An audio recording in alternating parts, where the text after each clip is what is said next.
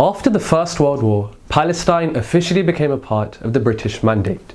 In 1917, the historic Balfour Declaration was signed, in which Britain made a pledge to establish a national homeland for the Jewish people in Palestine, which at the time was a predominantly Arab Muslim land. So 1917 was a pivotal year in which the Zionist regime, spearheaded by Theodor Herzl, rapidly gained momentum. And the aim was simple: to make Palestine a homeland for the Jews. And from here on out, Jews began to enter the land in large numbers, with Muslims even welcoming them with open arms. But the reality was that this Zionist regime posed a huge threat, as time would go on to prove. There was, however, a Muslim Khalifa who instantly recognized this imminent threat and warned the Muslims of Palestine from the very outset. This man was Hazrat Mirza Bashiruddin Mahmud Ahmad, the second Khalifa of the Ahmadiyya Muslim community. In 1924, just 6 years after the Balfour Declaration, he actually travelled to the Holy Land of Palestine himself. He was so deeply moved by the Palestinian cause that he wanted to experience the ground reality for himself, first-hand see the gravity of the situation. He visited Jerusalem, Bethlehem, Haifa, and made sure to meet the Muslims of Palestine, the influential figures at the time, and also the policymakers and the politicians. For example, he had an hour-long meeting and discussion with Sir Gilbert Clayton, who was stepping in as the High Commissioner of Palestine at the time. This meeting was about the future of Palestine. The wisdom and foresight in the advice that he imparted to the Palestinians was astonishing. In hindsight, had the Muslims paid heed, the situation in the Holy Land today would be extremely different. He warned the Muslims in 1924 that the Jewish people were adamant to take back the Holy Land and make it theirs, and that he feared that a day would come where the Jews would soon become superior in the land.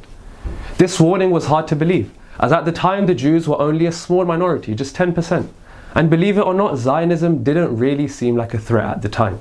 Nevertheless, the Muslims continued to welcome the Jews into the land with open arms, and even began to sell land to the incoming Jews, seeing no pressing danger in doing so. After all, the question was valid.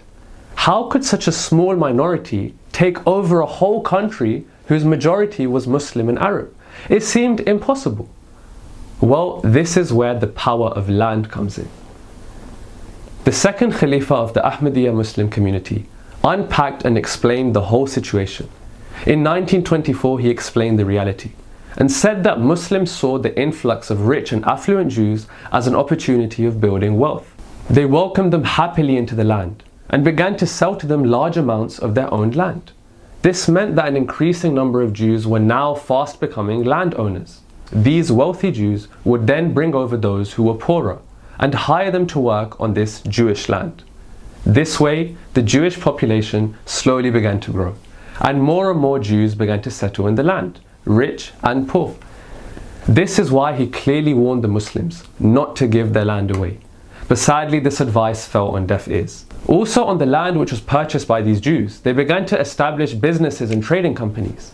All these companies were dedicated to the interest of Jewish immigrants. Hence, this made it very clear that a time would most definitely come in the future where Arabs would economically become dependent on the Jews. The advice of Hazrat Mirza Bashiruddin Mahmud Ahmad to not sell the land at any cost was also echoed by Sir Muhammad Zafrullah Khan, the first foreign minister of Pakistan. He proposed that a law should be established prohibiting the transfer of Arab farmland to non-Arab buyers. And as a precedent, he presented the Punjab Transfer of Lands Act, which had already existed. But sadly, his proposal did not transpire. In this way, the Jewish people continued to settle in Palestine, slowly but surely, until eventually, in 1948, the Jewish state of Israel was established.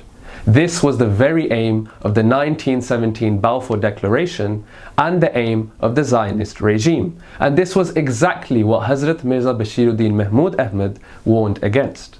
Had the advice of the second Khalifa been listened to, which he gave in 1924, 14 years prior to the establishment of the State of Israel, the occupation of Palestine we witness today would not have occurred to this extent.